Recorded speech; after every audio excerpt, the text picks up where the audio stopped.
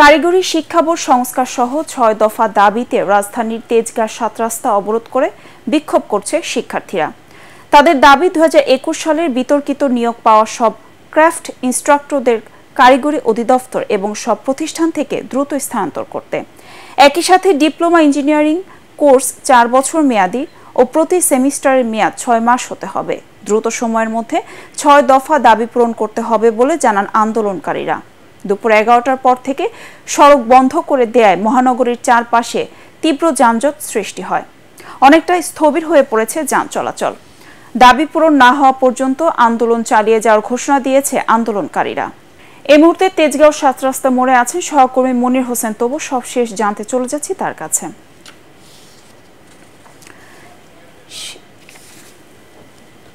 শিক্ষার্থীরা কি এখনো সড়ক অবরোধ করে রেখেছে এবং রাজধানীর যানজট পরিস্থিতি কি আমাদের জানাবেন তবু।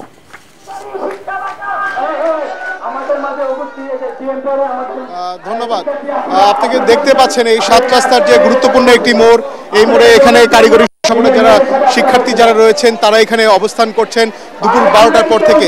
তারা যেটি জানাচ্ছেন যে কারিগরি শিক্ষা বোর্ড সংস্কার সহ ৬ দফা দাবিতে তারা এই সড়কে অবস্থান করছেন।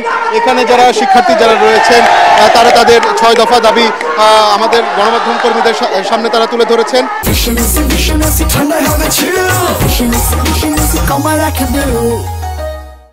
তাদের যে প্রথম যে দাবিটা তারা বারবার বলছেন যে ২০২১ সালের যে বিতর্কিত নিয়োগপ্রাপ্ত সকল ক্রাফট ইন্সপেক্টরদেরকে কারিগরি অধিদপ্তর এবং সকল প্রতিষ্ঠান থেকে দ্রুত স্থানান্তর করতে হবে।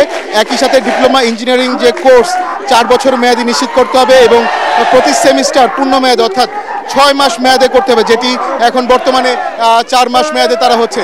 তাই তাদের সুশিক্ষা নিশ্চিতের জন্য তারা বারবার বলছেন যে ৪ বছর মেয়াদে তাদের এই কোর্স চালু করতে হবে এবং একই সাথে ৬ মাস পর তাদের যে সেমিস্টার প্রথা ছিল করোনার আগে সেই প্রথায় তারা ফিরতে চান। একই সাথে তারা যেটি বলছেন যে তাদের এই কারিগরি শিক্ষা বোর্ডের সাথে এবং শিক্ষা কার্যক্রমের সাথে যারা জড়িত রয়েছেন তাদের যাতে কোনো ধরনের যাতে নন টেকনিক্যাল পার্সন তারা যাতে তাদের শিক্ষা কার্যক্রমে সংযুক্ত না থাকে তাদেরকে দ্রুত অপসারণ করতে হবে।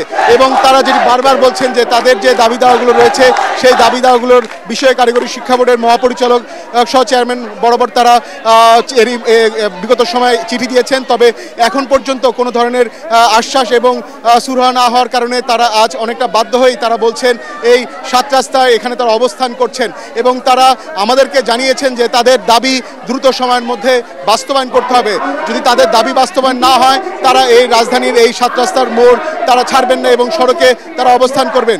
আর যেহেতু তারা এই ৭ রাস্তার আশপাশ পুরো এলাকার যানবাহন চলাচল বন্ধ করে দিয়েছে, সেই কারণে আমরা দেখতে পেরেছি দুপুর ১২টার পর থেকে রাজধানীর এই ৭ রাস্তা, কারণ বাজার এবং হাতিরঝিল এলাকা সহ মোয়াখালী এবং পুরো এলাকা আমরা দেখতে পাচ্ছি যে তীব্র যানজট সৃষ্টি হয়েছে এবং যারা জরুরি প্রয়োজনে যারা বেরোচ্ছেন, রোগী সহ যারা সড়কে নেমেছেন তাদের চরম ভোগান্তির মধ্যে পড়তে হচ্ছে।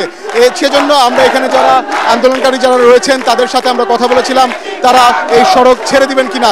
তারা বলেছেন যে তাদের দাবি দ্রুত সময়ের মধ্যে পালন না হলে তারা এই সড়কে অবস্থান ছাড়বেন না। জি, আপনাকে ধন্যবাদ।